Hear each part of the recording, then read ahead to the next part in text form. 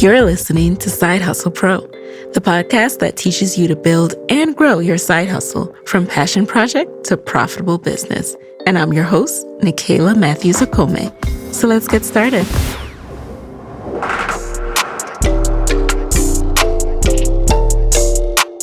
Hey friends, welcome back to the show. It's Nikayla here, and today in the guest chair I have Alexis Barber.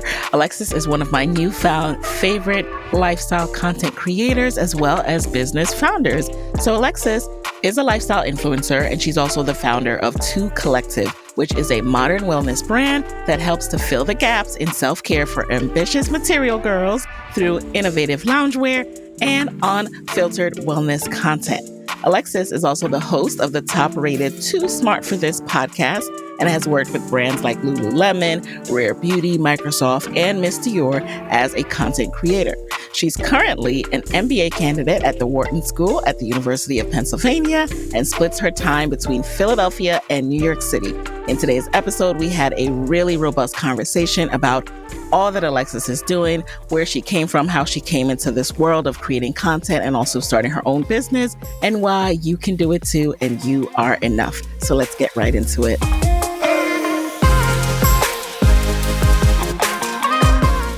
So guys, welcome Alexis to the guest chair. I'm so happy to have you here. Thank you so much for having me. I'm so excited. This is my favorite topic, so I'm happy to be here. Oh yes.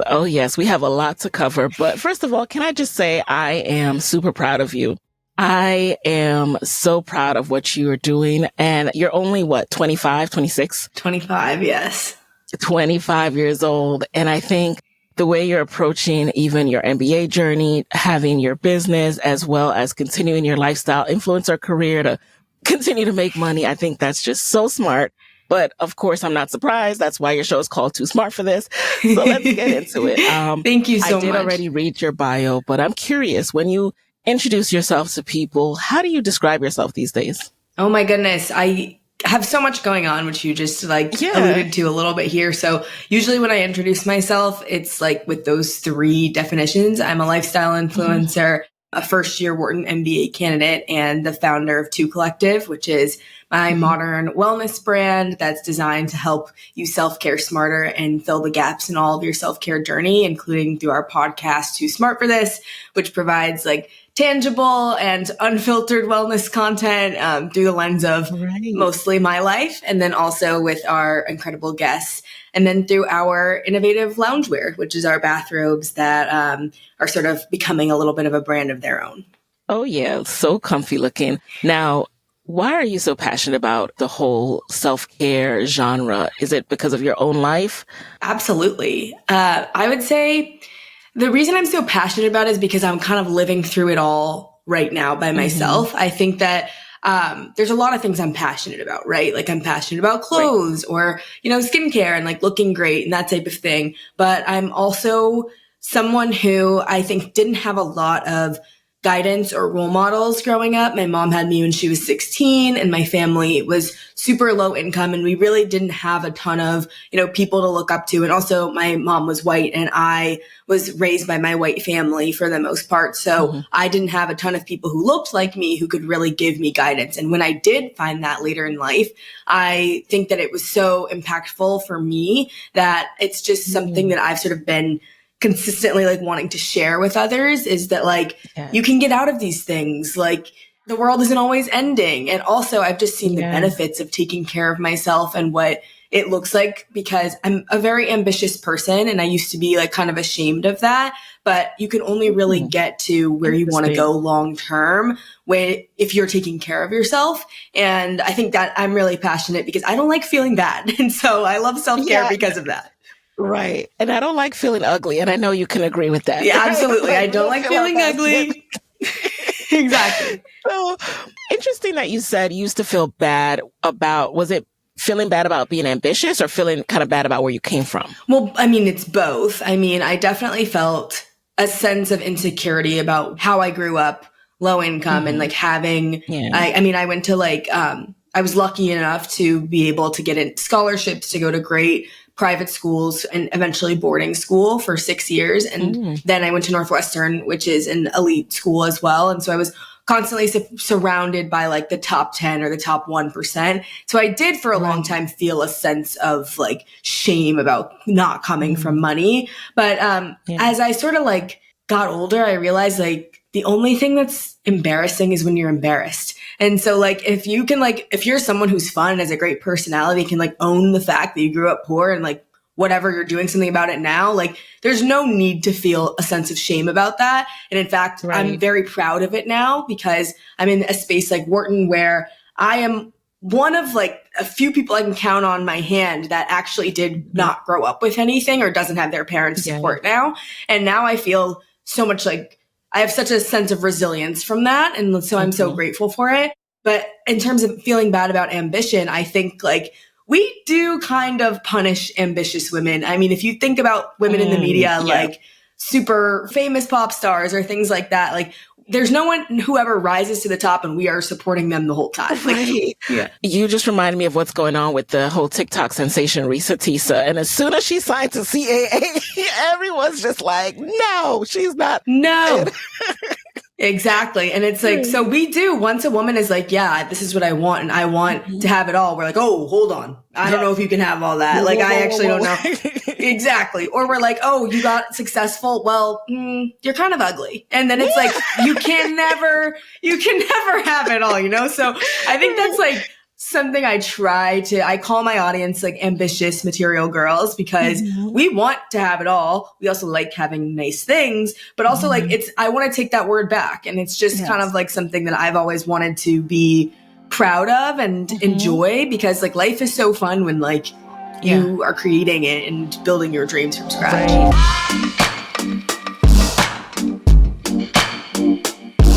One thing like I really enjoy about your content and about you is, so you are making content right now and you sound so self-assured, which I love, right? Probably when you're like 40, you might look back and say, hey, to some of the things, what was I talking about? But for a lot of it, you might be like, wow, I'm really proud of who I was then. But even if you feel that way, you are comfortable putting your opinions out there, which a lot of people are not at this age. We're like insecure or self-conscious, but you own that. You say, oh, I had an insecure night last night. Or, you know what? I realized my first quarter of Wharton, I was being really insecure and I was just like letting people get over on me. So what makes you so comfortable putting yourself out there like that? I really don't know, to be honest. I do think that it's like a underlying sense of confidence that I've developed. I think so. I have two best friends. One of them, her name's also Alexis, and one of them, her name is Zara. And the three of us have sort of gone on this confidence journey together. And the last time we hung out, we were trying to figure out like, where did our delusional confidence come from? Because we've like, the three of us will be like, oh my God, like we are just the shit. Excuse me for cursing. We're like the it girls. And we're like, where did this come from? And we sort of tracked it back to like after we graduated and like becoming friends and like building our own careers and stuff like that, that we've gotten to this place now where we are very like comfortable with who we are. And that is sort of where I think I get a lot of like my confidence from, because also what I think one of my favorite things about myself is that I am never afraid to admit when I was wrong and apologize and just do better. And I think I used to be so afraid. I used to be such a perfectionist and be so afraid of messing up or so afraid of getting it wrong. And then once you realize that you can get it wrong and you can fail and life is going to be okay, it's way easier to put yourself out there. It's way easier to try new things, to say the wrong thing, because it's so much better to be in the fight. It's so much better to be experiencing new emotions or doing new things than like sitting on the sidelines and not really like putting yourself out there. And it's like, I would rather fail and be brave and learn something from it. I just think I'm not really afraid of failure anymore. And I think that, so that confidence also comes from the fact that like, I have nothing to lose. I could go back to the trailer park, the projects I grew up in. Like I've been there. Like I don't need, like I can go back. So it's fine. You know what I mean? Like I love having money and listen, I will always choose in healthy and, lifestyle and money over that. But like, I'll be okay if I go back. So I think I'm okay with that. Exactly. So I think that's where that confidence is coming from. I love that about you. And I think that's why I just gravitated to your content. We are, generations apart, but I just really was like, this girl is fierce. I like her. So now let's get into some of the brands that you have started. So when did you start lifestyle influencing? How did that come about? Absolutely. So I graduated college in 2020. So during the pandemic, which sucked. So I was home alone and I created like a little wellness Instagram account that like blew up from some like wellness drama at the time. And then when I moved to New York in that January, I had seen all the like day in my life in New York, like TikToks and stuff like that. And I was like, I want to make that when I get to New York. So I started content creation around that time. And then at that time, I was working full time at Google where I was doing marketing and I was sharing my life about like living in New York, working at Google. Right. And that's sort of where that sort of like popped off. But I think the reason it's become like lifestyle is because I've tried a lot of different niches. I tried fashion, tried, the wellness stuff. And as different parts of my life have evolved, I have just like gravitated towards different things. And right now, a lot of my content is about Wharton and what it's like to go here and that type of thing. And I think I see my social media as just sort of that like evolving of my life. And I try not to like hold it to like needing to be in a certain niche. But that really all started for me in 2020, 2021. And I've been doing it since. And I'm lucky enough that it is a career for me now, which I'm super grateful for. Nice. And so you mentioned that you're not trying to be too much of a stickler. Like I have to be this niche. I started out saying I'm this. But would you say that your content has kind of always gravitated lifestyle, at least like vlogging or showing what you're doing? Totally. I think that's my favorite thing to make is my vlogs and like sharing my life. I mean, I love to give the girls a good tip because one thing about me, I hate inefficiencies and I hate wasting my money on stuff. So I'm great with time management. I'm great. I love a good product recommendation. So I'm not going to try every single product out there, but like when I'm looking for something, I want to share it. So I do sort of like, it would gravitate towards lifestyle. Absolutely. Right. And for those looking to start that, how did you manage to do that and not have it be a conflict of interest with your employer as far as how do you know what's too much to share? How do you know what you can show inside of the office? Oh, for sure. I think this is a great topic. I was working at Google at the time, and there were sort of two situations that arose when I started my content creation. First was in my first role at Google, which was never really right for me. I had a manager that was a bit of a micromanager, and like once they found out that I was creating content, they didn't love that. And I could tell there was like a visible shift in the way that they were like acting. And so what I did in that situation was, one, I've always been very meticulous about something I call a brag book, which is keeping track of all of the feedback, positive and negative, that you get. So when I got this like random bout of negative feedback, which was around the time they found out that I was a creator, I was able to counter it with proof that I'd actually been doing my job and things like that, so that it didn't interfere with my performance reviews. And then I quickly started looking for a different role because I could tell that something that was very passionate, although it wasn't actually interfering with my work whatsoever, as I said before, I had that proof that I was doing well. I knew that I wasn't being supported or learning in that role.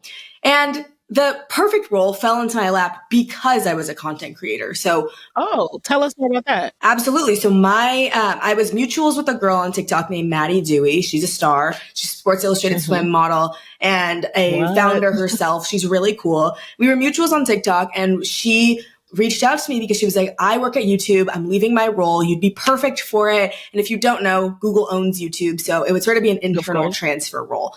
And so I applied to that role, and it was the shorts content strategy role. So as YouTube was rolling out their short form video arm, I would basically be doing strategy for external creators who wanted to come onto the platform, for our top creators at YouTube, and advising our product team about the way to build a short form video ecosystem, which I only knew how to do because I was already a TikTok creator. So it was the perfect role for me. My manager was incredibly supportive. He was like, this is the reason you are helpful to us is because you're a creator. So he was always extremely supportive of my, outside of the work role. And he was just an incredible manager who knew how to, mold talent in a great way that wasn't going to be, interfering with what they wanted long term. So I was really lucky in that way. I've experienced both parts of like the corporate world not really appreciating your external work as well as the corporate world appreciating it. And I think I was really lucky to find that in the end. And I cannot say enough good things about my team at YouTube. It was the best time. Oh, I love this story. I love everything about this. And you bring up some important points that I just want to highlight for a second. So the brag book, love the brag book. And anyone who's doing a side hustle, start that. All right. If you're not already starting that, do that, because I don't think that anyone should feel bad about anything they're doing on the side. I don't think that you should let a boss who might not understand it or might feel threatened by it make you start to feel like, oh no, I can't do this. Keep records, do your job, first of all, and then keep records of what you're doing and the feedback. And then also there are two sides to it. You might have someone who totally doesn't get it, and then you might have a boss who does get it. So stay strong and try to get yourself into a better position with someone who appreciates and understands that you are a whole person outside of your role. And because of what you experience outside of the role, you can actually bring new things to the role. Absolutely. And I think both situations are very common. And I think it's just about like making sure that you are doing your job and doing it effectively and not letting in, because if your content does start to interfere with your job, then like that's when you have a real problem at your hands. But most of us are smart enough to know when that line needs to be drawn. Know that line. Yeah. And when did you decide you wanted to be a founder?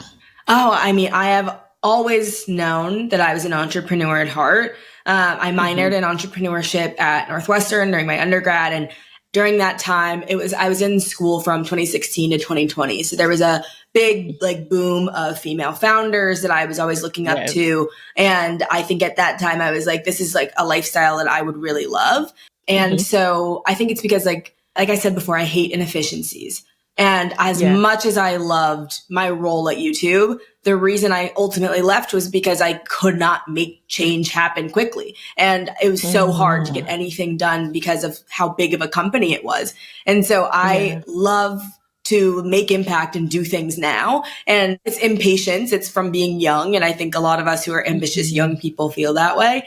And so I've always wanted to start something, and I had been doing content creation and influencing for like about a year-ish. And I got the idea when I was home sick for COVID to redesign the conventional bathrobe. And that was something that like just came out of like pure selfish necessity. And I worked on it for about a year before I eventually launched the product. And I've learned so much in that process.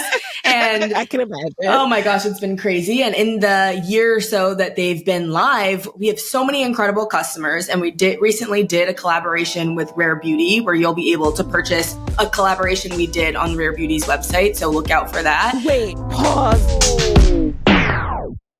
Rare Beauty, which is Selena Gomez's brand. This is what? Casual, very casual collaboration. Yeah, like the thing is, I think, I've always wanted to be a founder, and I was like, wow, like I'm going to start this company and like just out of pure naivete, because I did not know anything. I was like, I'm an influencer. I have a business bank account. Like I can figure this out.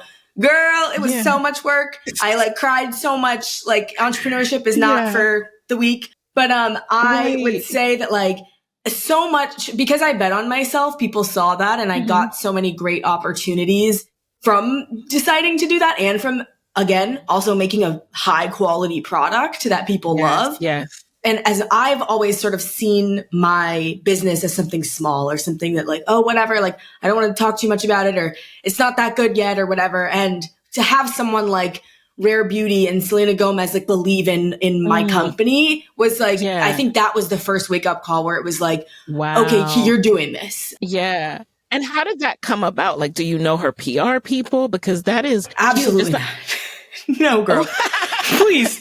I was, so did she just find you online like I did? Like, oh, this literally. Guy, so I like, thankfully from content creation, I cannot express the amount of connections that I've been able to build. And I'm still technically like a micro influencer. And I feel like people are always like, how did this happen? And it's like, when you are who you are, you attract who you're meant to attract. And so I have become friends with some of my favorite influencers that I ever loved. And the CMO of Rare Beauty, Katie Welch, she found me on TikTok from my Google Calendar videos. And she loves my content. And I think that she put me in touch with another woman at the company who, or I don't know, they called me one day and they were like, well, they emailed me one day. They were like, sign an NDA. I said, here you go. They said, let's hop on a call. And there's a Black woman who works internally in that department. And she was like, let's do something together with you as a creator and with Two Collective. And I was just like, whoa, like, you post a video, it's not doing well, or it's not going viral, or you're not growing, or you're not getting sales for a couple of days. And you're like, or you're running into this huge issue with a manufacturer, which I did so many times last year. And it's like, you're running into all these setbacks. And meanwhile, someone random is like rooting for you in a room that could change your business. And so that's why you got to keep going.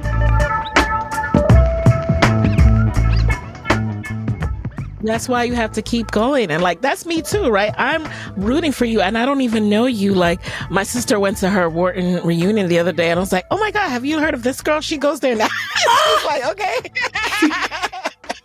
I love that. But I love this for so many reasons, because I do remember you talking about the manufacturing issues. So that's also why I wanted to talk to you on the show, because I remember, I think was it Chinese New Year? Or there was something that happened, whether your prototype didn't look great or something. And you're like, oh my God, I thought I was going to be able to start selling these, but they look like, tell us about that. Oh my gosh. Yes. So we launched with our first product, which is the Too Cozy robe, which is a super soft plush material that's manufactured in China.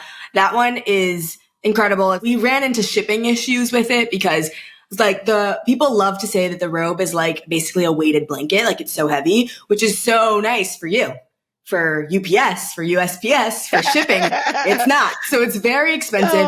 Shipping was almost twice as, and obviously I've bootstrapped this whole thing myself. And so it was expensive and that's difficult. But when it came to launching our second robe, which is the Two Classic, which is a terry cloth material that's made of 100% organic cotton sourced in India, I decided I wanted to make it look a little bit more, chic. So I added black lining, and I had the sample for a couple of weeks, and I washed it one day and the black lining exploded over the entire robe, and it came out of the wash green. And this is literally like they are finishing production of the robes, like about to ship. And I think this was about a year ago, because I was set to launch that product in April of 2022, which was about like 4 months after we had originally launched. And I wanted to have that second product for like the spring summer season, because it's like, it's better for that. And basically we had to completely change that lining, do a new wash test, take off the lining from all of the existing robes and then redo it basically. And that pushed our launch out until August. And we launched it literally the week I started at Wharton, which was just like, what? Like, it was crazy. And luckily, like, that one has performed super well. It's already sold out. We're done another purchase order, so hopefully we'll be able to restock it in April of this year. And that's the one that will also be available at Rare Beauty if anyone is interested in that. But at that same time, when I was feeling like, oh my God, I don't even know if I'm going to be able to run this business while I'm in school. I don't know why this is happening to me. Like, it's the summertime, so I can't push my cozy robes over the summer. Like, I don't have a product to push. I was feeling so defeated over last summer.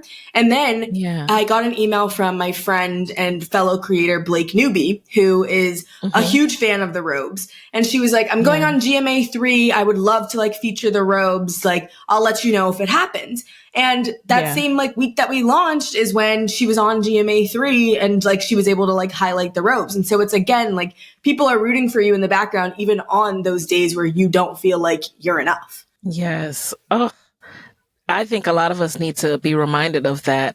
And I just love this story so much, because there was a time too when I was following your journey and I'm like, how is she affording this? I'm like, because I know what it takes to bootstrap a business. And I'm like, well, how much money does lifestyle influencing give you? It makes a lot. It's a lot more than you think. It does. Oh, yeah. Oh, trust and believe. I know that. But I was wondering, as far as the business and the margins for robes, I don't know anything about what it costs to make a robe and ship a robe. So are you discontinuing the heavy robes? Are you only doing the light robes? And like, what have you learned about the margins on making these robes? Oh, for sure. So the apparel business and the fashion business is super interesting because the margins, you have to think about two types of margins. The first is your direct to consumer, which is where we are with Two Collective now. And the second is with your wholesale. And so wholesale typically is going to cost about half as much as your D2C. So you need to be able to make a healthy profit margin on both of those things. So basically whatever your item costs to produce, you need to be pricing it about 5 times as much as that. And then you'll be able to have like a healthy profit margin. That's not going to include your marketing costs, your shipping costs, or things like that. So that's what I've sort of learned about it. And I never wanted to price my robes too high because I wanted to maintain the ability to like stay connected with my audience.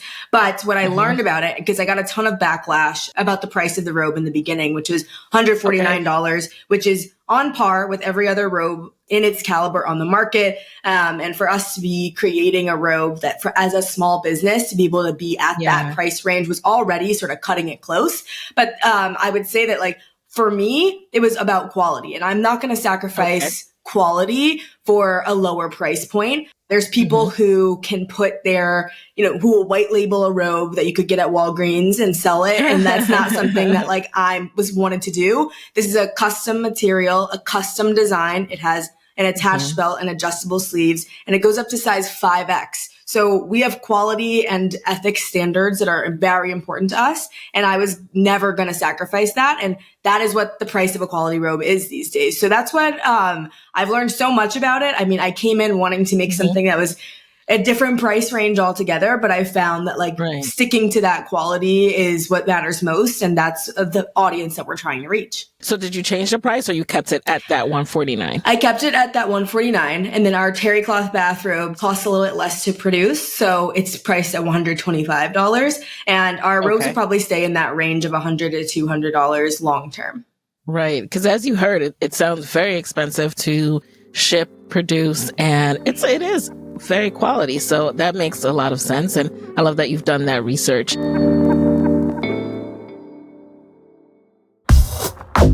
If you're a small business owner, this is for you. Running a business is just plain hard. Endless to-do lists, employees to take care of, and your ever-present bottom line. So first of all, kudos to you for staying on top of it. And now I want to tell you about Gusto. Gusto builds an easier and more affordable way to manage payroll, benefits, and more.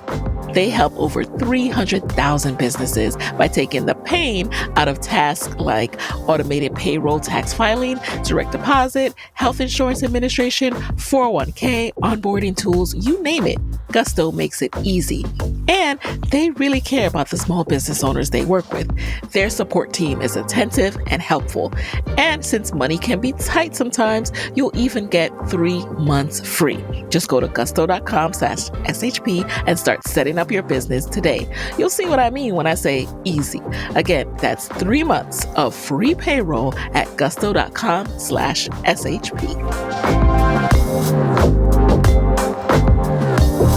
Now, is the business, I know it's still early, but is it profitable yet, or are you reinvesting everything you earn back into production? I reinvest everything we earn back into production. So, I mean, I'd love to reach profitability one day, but I have such big dreams for what Two Collective can be outside of just products and outside of just a podcast. And so I see us reinvesting every bit of revenue back into the business for at least a couple more years now.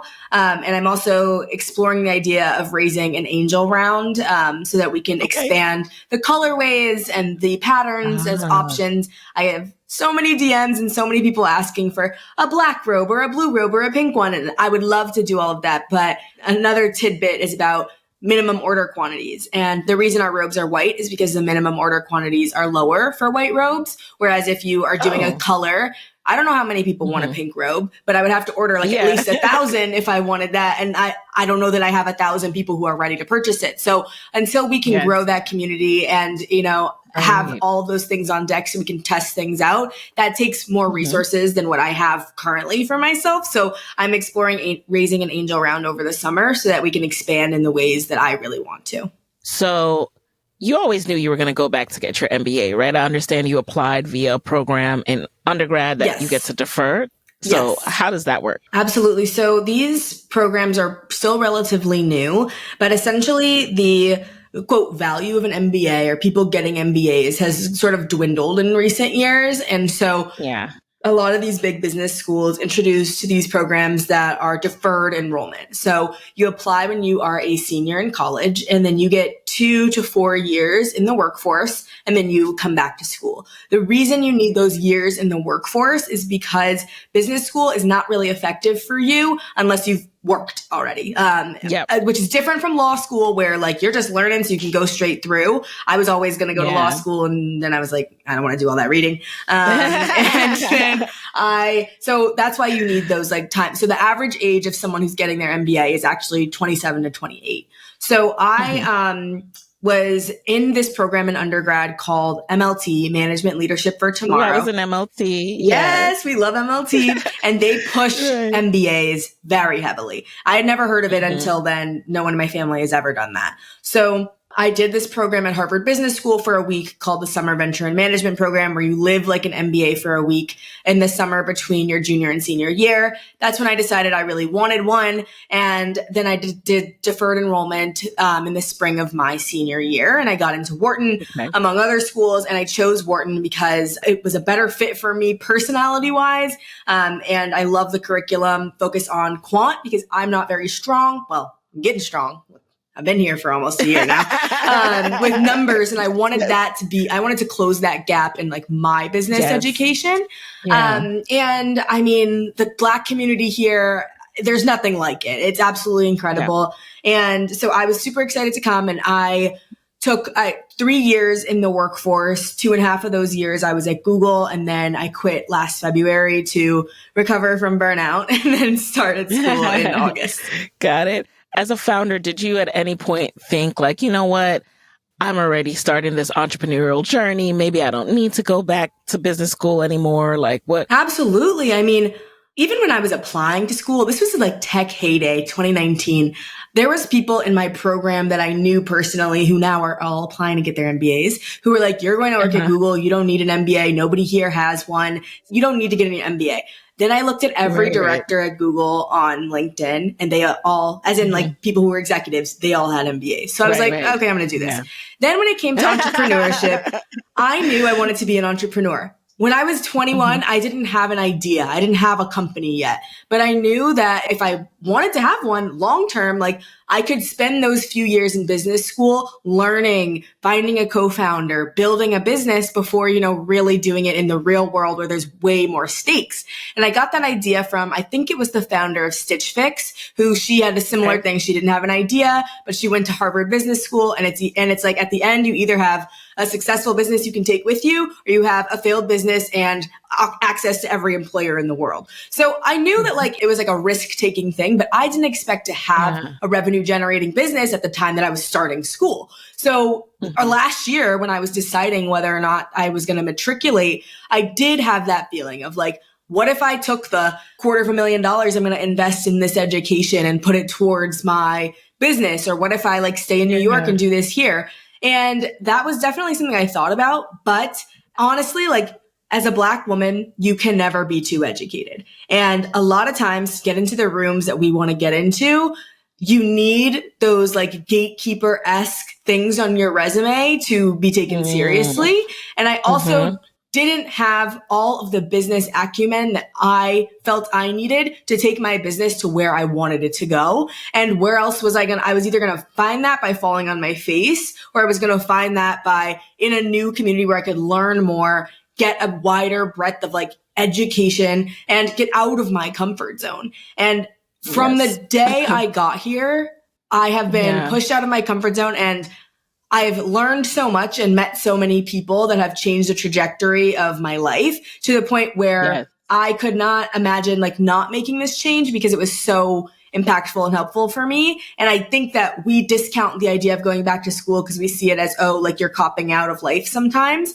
But if you really take advantage of the resources that are like, this is not the best business school in the country for no reason. And it's like, if I have the opportunity to go there as someone who grew up like in the projects, I'm going to take it. You know what I mean? Like I just like, if that opportunity is there, God wants me there. So I'm here. God wants you there.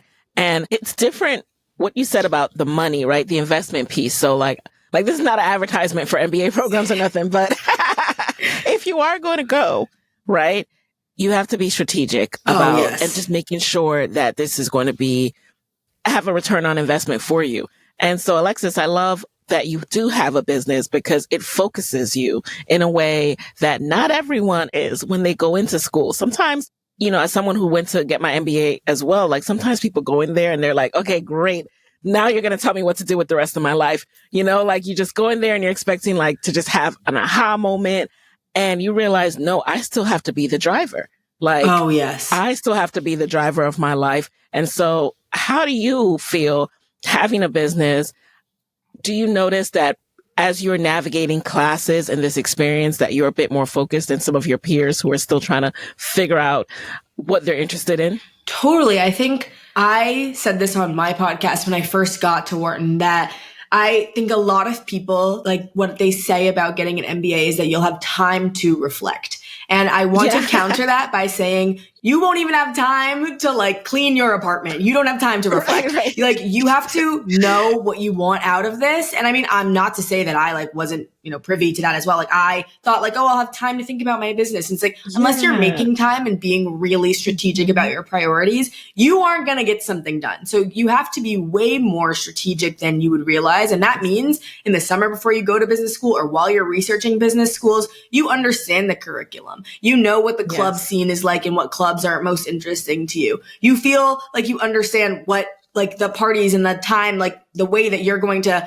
decide how to spend your time. You have to be very strategic about all of that. And I personally, like, I'm not going to sit here and be like, I'm strategic all the time because I went through a breakup at the beginning of school and I was in a party girl era for a while. And like, did I pay attention and get everything done on time? No, I didn't. So like, I'm not going to say I was perfect at it, but I can say from experience that you should be more focused on that. But I do find that having a business, it allows me to have stronger priorities than I think my peers do. Because when I am making a decision about what I'm going to do with my afternoon or what I'm going to do with my morning, it's about, what's that like? I have my lifestyle influencing, which is generating the most revenue for me. So if I need to do that instead of like submit a random like participation thing on time, then that's what I need to do. And then it's like, what classes am I going to take? Like what is actually going to help me with my business? That's important to me. But I also want to say, I am not majoring in like entrepreneurship here. And I think that's because I have a business already. And like, I don't need to take a class on like how to come up with a business idea.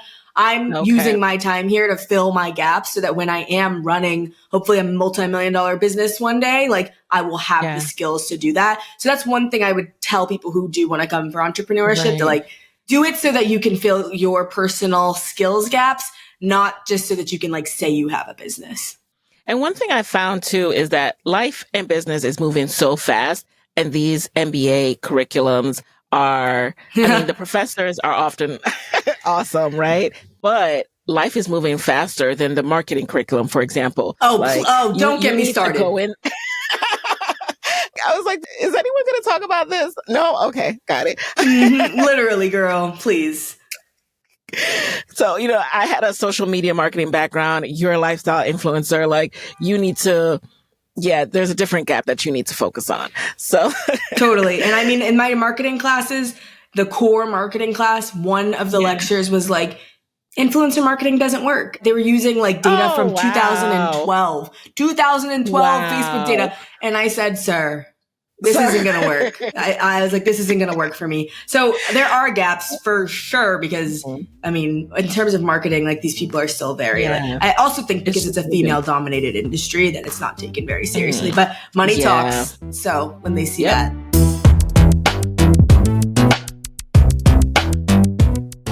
Let's pivot into that now. So lifestyle influencing is paying the bills.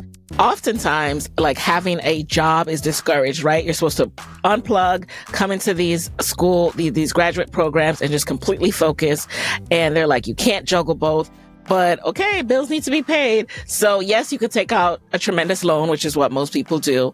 But, it seems like your approach has also been like, I'm going to work still and pay my bills and have less debt. Is that your approach? I mean, yeah, it is. I mean, it would be stupid for me to give up this opportunity. Like, you can't just like become an influencer again in a couple years, and I'm passionate about it. So for me, I also find that this content and like being here is fascinating. So there's other reasons that I do this, but of course, like the fact that it is paying for things and I can have less debt and I can enjoy business school, because the difference between a good business school experience and a great business school experience is about $50,000 to spend on whatever you want. And they used to say it was $10,000, but girl, the way these trips are going, it's not. So for me to be able to quote, keep up, do all the things I want to do and really enjoy it, I like have to have a job. And some people, their parents help them. Some people were in great jobs before this and they saved a lot of money. Some people are taking out tremendous loans. I personally enjoy my work a lot.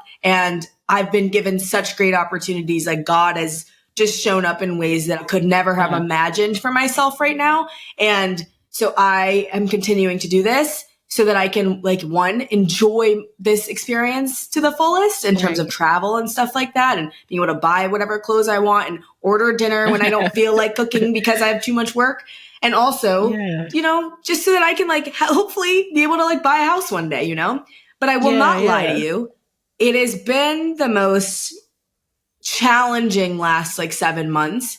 I mean, of course, my breakup had a lot to do with that. I broke up with my boyfriend of 6 years before coming to school. And so that combined with working full time basically as an influencer, building Two Collective, which that was when our Rare Beauty partnership was happening behind the scenes, which was so much work. And then of course, managing the academics at this illustrious school has as well as, like, partying. It's been tough. I mean, I cry a lot. It's important to make time for the parties. It is. I'm sorry you cry a lot, but but you're transparent about that too in your content. Like, look, guys, I am going through it. I mean, I don't want to I do think like there was a time where influencers would like only post the good stuff in their lives. And there was also a time when, like, if you were complaining as an influencer, you'd be seen as like out of touch. And so I never want to complain that, like, I'm not the luckiest girl in the world, because I do believe I am. But to continue to make that luck happen and continue to, make the most of every opportunity that I've been given, it takes a toll on you. And I think that, like, it's important to be transparent about that, because when you look at everything I do, I don't want someone to think, oh, I should be comparing myself to that, or I should totally do that, without knowing that, like, I didn't get to go on spring break because I had too many projects and so much going on. And I also, like, sometimes I don't have the best grades because I will forget to turn something in because I will be focused on, like, a deadline for something else in one of my businesses. So there's trade-offs you have to make, but that's the reality of being an entrepreneur. Right. And are you planning to do the traditional MBA internship or work on your business? I'll be working on my business over the summer. I considered doing the traditional MBA internship because there's 2 companies that I would work for outside of Google. I'd be interested in American Express or working at LVMH. And so I went to both of their, like, info sessions in the beginning of the year. Yeah. And the sight of, like, a corporate email, it made me sick. I said, I have to go. I said, I got to get out of here. And I can't do it. I just realized, like, I'm not a corporate girl. I maybe one day when I'm, like, older, like, I'm never going to say no to it. But people are like, and, things happen. Right. Totally. The entrepreneurship journey can be crazy. Like, you might have to go back and restack up some of that money, right? Totally. But right now, while you have the chance, you want to just press the gas and go. I get it. Totally. I mean, I also I took the first semester off from working on, like, marketing and product development for Two Collective because I was like, I don't have time for this. And that's when the GMA feature happened. That's when the Rare Beauty collaboration happened. Right. And I was like, girl, can I have a minute? And they were like, no, ma'am. Like, I was like, God wants me to have this business, I guess. So I really do think, like, I've gotten very blessed and, like, lucky with my opportunities. So I'm going to make the most of them while I have the time. Yeah. And that's how you have to do it in life, because, like you said, the opportunity doesn't come twice. Like, if you're like, no, I'm not influencing right now, check me in 2 years. They're like, all right, later. Yeah.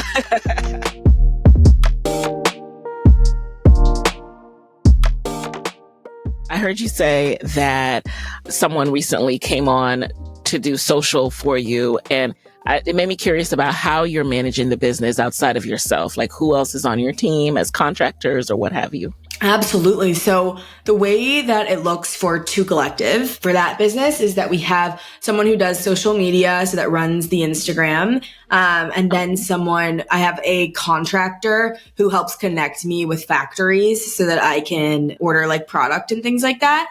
And then it's actually my family that runs our fulfillment in St. Louis. So my aunt, Rekha, she's the best. She runs fulfillment for us. So if you are ever getting a package from Two Collective, it was packed by my family, by my siblings, by my cousins. I love it. If you all I don't know if I mentioned this, I'm the oldest of 8 kids and 30 grandchildren. Wow. So, yeah. And my mom's one of 5. So I have a really big family. And what's the point of having a big family if you don't put them to work? So Listen. Exactly. That's amazing. Especially being the big sister. Like my husband always jokes, like whatever my big sisters, when they say jump, like it's time to hop into action. 100%. Yes. Love and respect them so much, you know? Oh, and then in terms of like influencing business, I also have a great team there. So I have my editor who does video and audio for the podcast. And then I recently, this past semester, or this past half of the semester was so hard for me. I was taking 6 classes. So I outsourced editing for like TikTok and Instagram to her as well, which was hard for me to do. But it's another trade-off you've got to make. And then I have a manager as well who manages my brand deals. So I have a team. It was hard for me to allow that to happen as a perfectionist, but it is so necessary. And I truly believe that like the difference between, good entrepreneurs and great entrepreneurs are the people who know how to delegate and know how to build a team around them that helps them with their mission. Yes. And you also were earning money once you started to hire your team, right? Absolutely. I mean, 100%. And I think it's the best investment I ever make. Now I think of money, and when I get like a brand deal, I think of it in like how many people I can pay to help me. So with your manager, how did you find that person? So my manager reached out to me in 2021 when I was like starting as an influencer. I was with that agency for a while. And while I was at that agency, she got an assistant, and her assistant became like the junior manager on my team. And then late last year, both of them left the agency I had been at due to like a controversy. And once I learned of that controversy, I no longer felt aligned with that agency anymore either. So I followed the junior talent manager to her new agency after looking around for a little bit, because it was a smaller agency and I wasn't sure if I wanted to go smaller. But when I asked myself who I felt most supported with when I was like working in the past, it was her. So I continued working with her. And so I managed my own content for a year before I got a manager. And then I also managed it for 2 months on my own before I like went back to my old manager. And it's hard. It's like the contracts, the like invoicing, all of it. It's a lot of work. Right. And just protecting yourself, like, so you don't miss a clause or anything. And next thing you know, they can like use your image in China. I don't know. No, for real. It's out of control. Yeah. Right. So I want to get you do so many things, but I just want you to share some nuggets of wisdom about each for a little bit. So for lifestyle influencing, for example, if someone's starting out today creating content, how can they stand out? It's so much harder. It's so much harder these days. Yeah. What's your advice there? I think that the truth, its core when it comes to influencing, is that it's about authenticity, which is super annoying. But when you see a video and you try to recreate it, it's not going to pop off because it wasn't original. So for me, what I like to do when I'm feeling, and I'm in one of those phases now where I feel stuck or where I don't know what to create, I go on like a long walk and like a meditative state and see what pops into my head. What is exciting for me to create that's different than from other people? And you have to just practice. I think what makes people stand out is consistency and being themselves. The only thing that really will pop off is when you bring something new to the table. And usually it's just you and being yourself. But if you're too afraid to do that, you'll sort of stay stagnant.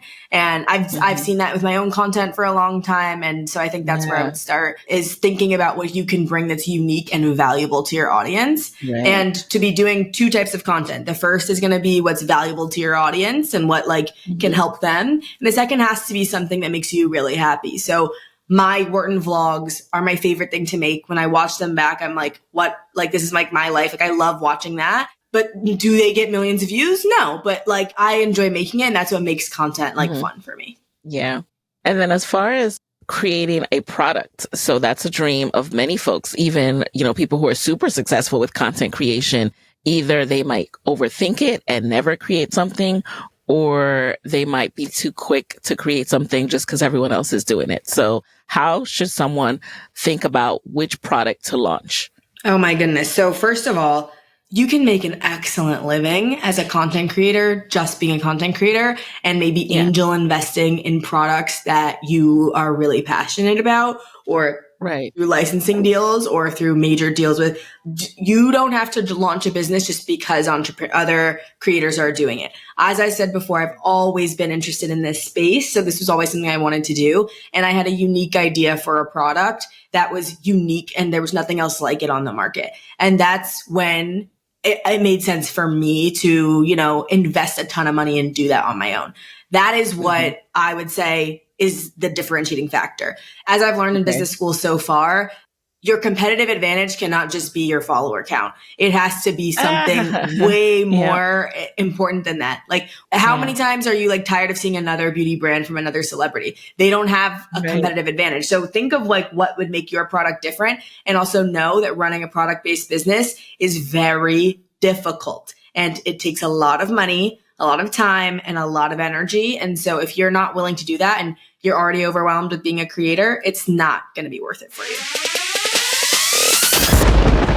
All right, quick lightning round. Love it. So, okay, number one, what is a resource, non-Google, that has helped you with Two Collective that you can share with the Side Hustle Pro audience? I would say it has been listening to other podcasts like this. When I was getting started, it was Pietra and looking through that, and also connecting with all of my different female founder friends. That was what was most helpful for me, was actually using my community and not being afraid to reach out and ask for help.